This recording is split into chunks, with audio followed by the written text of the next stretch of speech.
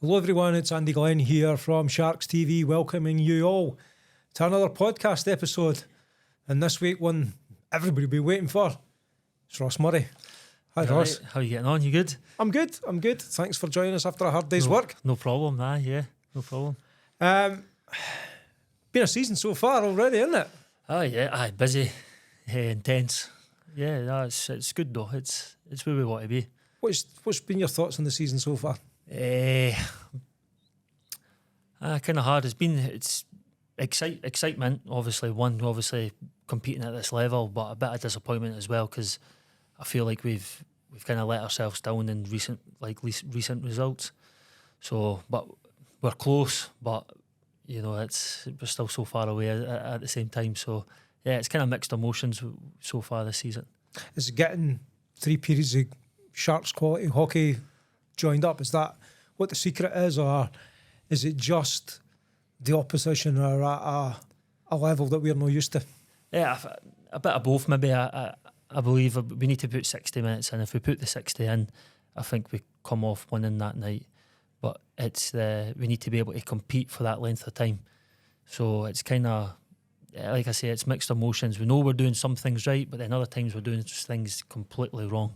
So it's just a matter of, if I knew the answer, we wouldn't be in this mess kind of thing just now. So it's just about trying to find out the right recipe, what kind of works for everybody. And because we can compete, we've proved we compete and we can win and all that stuff. It's just needing to be able to do it week in, week out is the key. And like I say, if I had the answer for you, we'd be in a better spot. If it's dead easy for the stands to work out everything that's going wrong, isn't it? Everybody's a genius and an expert for the stands. But I don't know about you, but I've really, really enjoyed it. I mean, I've enjoyed watching the games. They've been competitive. Are you enjoying playing in them, or is it the winning thing? Because you've said to me before, I love winning. Yeah, so I think actually that's where a wee bit of the problem lies. So at the beginning, I think, and I can't speak for the rest of the boys, so me personally, I think it was good to compete. It was good to be part of. Yeah. At the beginning, and then all of a sudden, the frustration starts coming in and you start getting annoyed and you want to start winning again, and it's not such a surprise anymore playing at this level. You know, what are we in, 10 games in plus pre-season? 10 games of the recording, 14 games. So, you know, it's natural now to be at this level. So that, it is frustrating not being able to win, and I would rather win. Well, I know everybody would rather win every single game. Be you enjoying it? Oh yeah, 100%. Yeah, exactly. Is it what you expected? Yeah. It's the compete, the whole thing, the players. 100%. I already followed the league pretty well anyway beforehand, and like we did play a few of the teams in games prior when they dropped down to this level. It's where we want to be. We want to be against the best British players in the country. So you know, for so long we've wanted a test. I always go on this. It was a bit of motivation. Yeah, we were in North 1 and we were dominating, and we never took the foot off the gas because we wanted to prove to everybody, EIHA and everybody, that we're in the wrong league. We're actually, it's a problem us being at this level because we're damaging the product because we're just going to turn up, we're going to win and win and win. And now I think that we're at this level, we've kind of lost our way a wee bit with the compete because we've got here. So it's kind of like, where's the journey now going to be? Because everybody wants to win. You know, in sport, if you didn't want to win, it comes naturally, but you got to have a reason why you want to win. I think just now maybe we've got a wee bit lost in that. Every team wants to win. That's the key thing. I mean, it's interesting you're talking about leaving NIHL 1 because we look at that league table the other night. Anybody can win that league now. Oh yeah. Whereas before it was always going to be us. Like I'm on the phone to Joe. Every Monday, every Friday, Joe Coulter, Donald Widnes, and we talk about that. And he's excited to be coaching in that league because it's unknown. Every team's beat every team so far, so he's like that. I was expecting Sheffield to be at the bottom. Sheffield have already won 2 games. Same with Nottingham, Lions. They used to win maybe 2 games a season. They're already, I think they might have won 3. Maybe took a game to overtime. Solihull's right up there. Billingham's winning it just now. Whitley started off great, 5 games I think they went undefeated. Now they've lost 5 in a row. Yeah. witness at first they were losing. So I follow that league because I'm the king of that league, right? So I need to make sure my people. Of course, I need to make sure my people are doing well. So you just coming on here to wind up everybody. Superb. No, I mean it's the point that you're making. We were damaging that league. Yeah, we were. It was damaging my personal development as a hockey player. It was damaging the kids coming through this level. It was damaging Billingham. Whitley, everybody, because the fans just went, oh, there you go, first 2 games of the season, so we have already scored 17 goals and they've had 1 against. Here we go again. But it's not like that now, and it's a good thing. What's been the highlight for you so far this season? Yeah, I don't know. Definitely that 4-point weekend was up there. Definitely that was good fun, wasn't it? Yeah, it kind of got the monkey off our back, and it was like we now know we can win at this level. So that was probably the highlight so far. What's not been a highlight so far for me has been some of the playlists that your teammates have been whacking out in the warm up. What's going on with the music? They're young, right? I don't know if any of them have even heard of good music. They like this remix stuff done on the computer. Right. So come on, you've talked up your playlist to me. You've been like, it's going to be something else. When's yours coming out? I don't know. Whenever they want to rock the boat a wee bit and put out some decent music, my playlist will be going on. So Greggy, aye, Ross's music on. Aye, get it ASAP. on. Get it on. No, there's been a bit of banter about the music and things like that. And is the team spirit within the team the same as it's always been for the Sharks? Yeah, definitely. Like it's the same as it can be. Obviously, we're a bit down because it's frustrating times just now. But all the boys have each other's back, and I think that's the thing with Solway. We've got a unique changing room. It's I never realised it was so unique until the likes of Stenton and then boys have said, no, this is. You do things weird down here like that, but it's the Solway way, and everybody loves it. Who comes in, they buy into it. The reason it's unique and the reason it's fantastic is because of you. I mean, I've been asking a few folk on the podcast, and they name you as culprit number 1 for being they call it a character. Right? That's what they say. I don't know. I'm just that guy. I just feel like I enjoy it so much. So I enjoy just being here. I love it. You know what I mean? You love the club. You got a passion for the sport. Yeah. You only get so long being in this kind of environment, right? So I'm 30 at the time of this podcast. It's actually a week till my 30th. So I've not got that many years left being at this level. So it's not got to be the hockey I miss. It's got to be the nights with the boys, the long bus journey, the talking about utter nonsense, just talking rubbish on the bus, what means nothing, try to put the world to rights.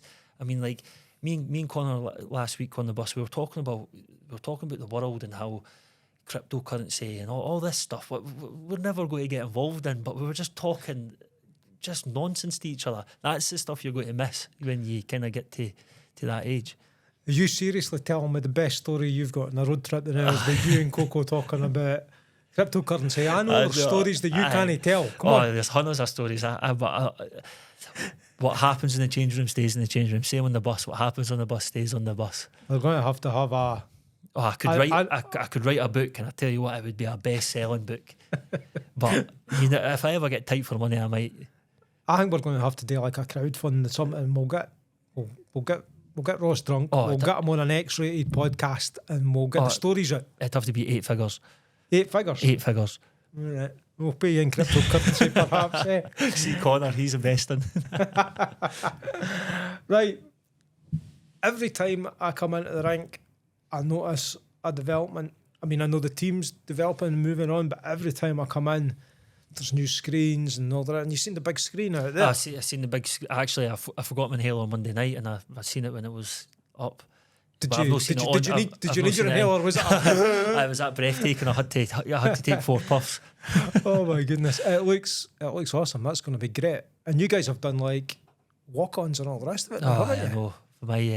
Is yours legendary? I'm trying to remember what I've done now, but I think it'll make people laugh.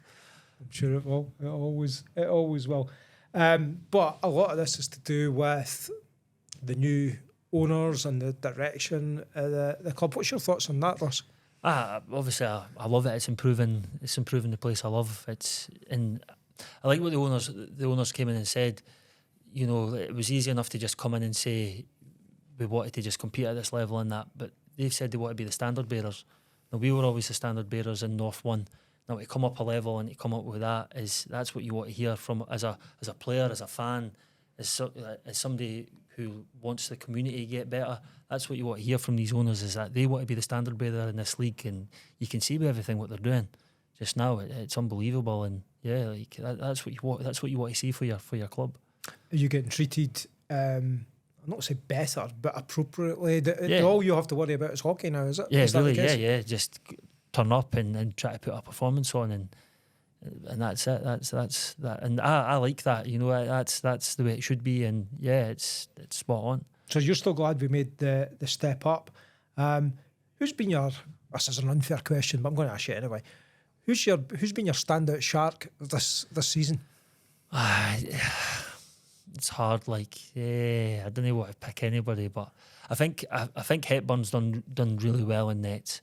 I think obviously Curtis being injured. There's a lot of pressure on Callum to keep, isn't it? And there was always that kind of. I know a lot of people who were saying, you know, he was unbelievable at North 1, but it was so easy for him just to come in here and after a couple of goals went by, he could have folded like a deck chair. But he's stood tall. He's given us a chance to win games. I think he's adjusted to the speed and everything pretty well. I mean, I know after the first week, I was talking to him and he was going on about the speed and what he needed to do. And I know for a fact he went away and spoke to Gary Russell and spent maybe 45. He said it could have been longer, going over his game and putting the work in and figuring out what he needed to do to be a better goalie at this level. And I think in the past few games he's proved that he's probably one of the best in the league just now. I keep feeling he's under such pressure because we've not been scoring as many, so he lets in a couple, and that's potentially game. Well, that's what we've seen it so many times recently. We've been in the game, and then that one goal squeaks in, and then next thing another one, and it's like, oh, but Callum's gave us a chance for 40 minutes to get on top of these other teams, and we've just not took that. So hopefully he keeps doing what we're doing, and then we sort out the scoring end, and then we're onto a recipe for success with that. Absolutely. Well, talking of recipes for success, one of the bright sparks for the whole organisation has always been our progression through from youngsters through juniors and all the way up into the Sharks. Now you're doing a lot with kids now, aren't you? Yeah, so I'm 19s coach this year. I was 16s, 19s the year before, but I'm just 19s now, obviously with the busy schedule. So yeah, so that keeps you really busy because you've got Angus, you've got your job, you've got being a pro hockey player, and you're doing the 19s as well. I love it and hate it at the same time. How are they looking for this season, the 19s? Yeah, good so far. I think we've got 2 games under our belt. We've got 1 game coming this weekend, so we've won the first 2. Hopefully win on Saturday away to Aberdeen, and then kick on from there. Yeah, they're a great bunch of kids. I'm just trying to get them. I want them to compete harder. I want them to not to take the foot off the gas just now. I want them to no just beat teams. I want them to get that aggression about them and start destroying teams. You want them to have your attitude? I want them to get that senior.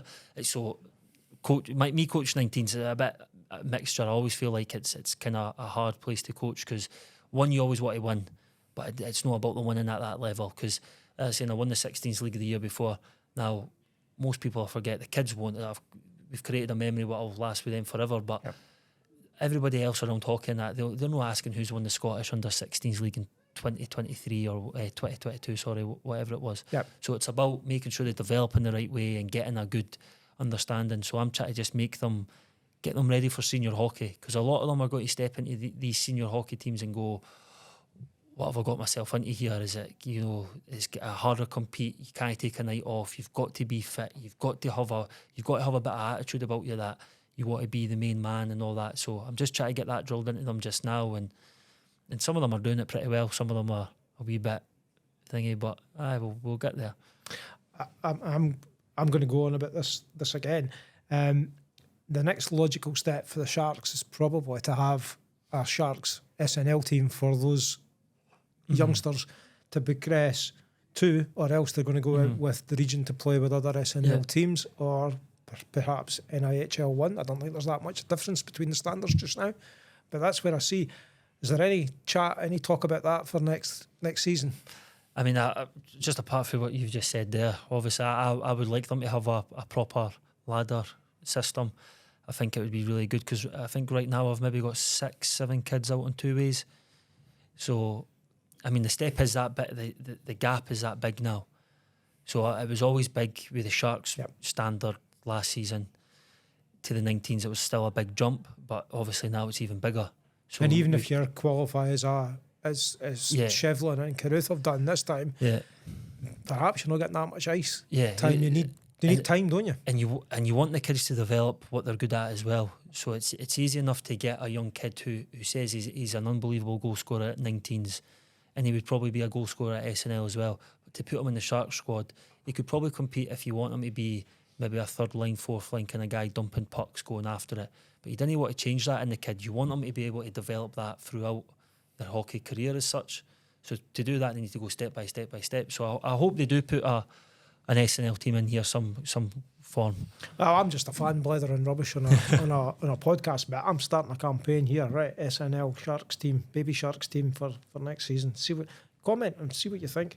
And whilst I'm asking you to comment, I ask you to remember to like, share and subscribe these videos. It really, really helps the team. It helps the algorithm. It actually means that the podcast, the videos go into other people's feeds that are maybe no hockey fans, and they maybe see a little bit of something and they want to find out more. So please like, share and subscribe. I'm going to ask you, I don't know if it's a difficult question or it's an easy question for you, but one thing I always notice that you do really, really well, and I think Struan does it really, really well, is see when officials make a controversial call, so not that they make any bad calls or anything like that, you can go up to them and you chat to them quite calmly. Whereas us fans sitting in the stands are screaming obscenities and such like. How do you do that in a way that conveys the respect that officials are absolutely due, because without them there is no game, but get your point over? Experience. Right, come on then, tell me. So there was one season I got over 100 penalty minutes, and I think it was the most in North 1 that season. Yeah, you've told me before, and you were really proud of that record. And after that, I was thinking to myself, what am I doing? I've just spent over 100 penalty minutes in the box. That's like 2 games basically. It's hurting the team, hurting yourself. Aye, so, and then I thought, like, I need to find a better way. Let's make friends with them. Like, at the end of the day, they're human, I'm human, they're player. They love this. They love the sport the same as me, because they wouldn't be doing it if they didn't love the sport. So it's just a matter of knowing the rules as well. It helps, doesn't it? Yeah, I think there's so many, especially players who actually don't know the proper rules. So when you get an understanding of the rules and then talking to the ref and that, and you can kind of get on the same page, and you can. I always try to be like, why are you making that call? How did you see it? And so, to be fair, sometimes the ref said because of the angle. I don't know what angle he's seen it at, but I can believe that it's because the way he's seen it, and that's what he thought. So, like, take Stenton. There was a controversial missed call that weekend there. What would be the knee on knee? Aye. So, but the view of the referees had was he thought it was his shoulder. Now, from my view, it's clear as day that it's a knee on knee, but you got to remember that these guys are only human as well. So you try to talk to them and see what it is. And if you go over there shouting and bawling, they're just going to be, I'm not going to help you out. But maybe if they think to themselves, all right, okay, maybe I did miss that one. Right, so the next one might be 50-50. He's probably going to give it your way. So it's about just treating them with a wee bit of respect. The same respect you want to get treated at as well. So I just try to make friends with them. That's what I try to do. I think the officials treat you with respect. Generally, I think that when we watch, we don't really get the interactions. But it does seem quite respectful most of the time. Yeah, I mean, I tell them if they didn't talk to me in the correct way. That's the first thing I do. I say to them, I'm not there to get spoken to like that. If you want to do that, I'll speak back to you like that. You know what I mean? And then they kind of go, oh, wait a second here, that's adult to adult is what you're on, isn't it? We're all grown up, so it's just a matter of just speaking with a bit of respect, understanding the rules, and and realising once they've made their mind up, they're not going to change it.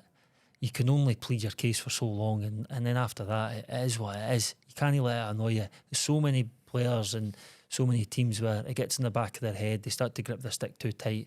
Next thing they go out, they've hit somebody from behind. 5-minute major, thanks for coming. Yep. You've just asked for it because you've got frustrated over what? A silly 2-minute tripping penalty. Yeah, it's frustrating at sometimes, but you just got to get on with it. Had many penalties this season? No, I don't think you've had I've only had 4 minutes or something like that. Touch wood. Touch wood, aye. Keep that going. You still having fun? Yeah. Always. You're not feeling old? No. You mentioned your birthday earlier on, so I was kind of thinking, are you feeling old? Aye, the knees aren't holding up too well, but that's just the age of the body, I guess. Of course, I'm still enjoying it. You know what I mean? I wouldn't be doing that if I didn't. I mean, the Monday morning, when you go to work on a Monday morning, and just now when it's freezing cold and the joints all need the WD-40 sprayed on them to get them going. But after a long trip, it's fine. It's enjoyable. Still enjoying the road trips. Yeah, well, that's the only time I get to sleep. I hope Vicky doesn't watch this podcast. I'm up on the bus studying all the time. Of course, he looking at things to improve my life. Right. But nobody's buying any of that. But really, I get 3 hours of pure sleep. No Angus screaming daddy at me, come play. I go on that bus and I'm passed out in seconds. I'm not buying that. I'm not buying that at all. And we should have a wee competition. What does Ross get up to on the bus with Coco talking about cryptocurrency? I didn't imagine that. Did anybody else think that was what they talk about in the bus? Never mind. Anyway, I appreciate you've just come in from work and you've came and jumped on a podcast with me. You're now going to go away and work with the kids before you then go training. It's never ending. So I just want to say thank you so much for your time, Ross. It's always a pleasure speaking to you. It's always a good podcast. Before we say cheerio to everyone, a final message from you to all the Ross Murray fans and all the Solway fans. Thanks for coming out. Obviously, you have been unreal all season. Keep coming. Bring your friend, bring a family member who hasn't been before, because I'm sure they're going to love it. And we're going to turn this around and we're going to keep making you proud. Thank you, Ross. And thanks everyone for watching. Really appreciate it. Join us again soon when we'll have another podcast. This is Andy Glen saying cheerio.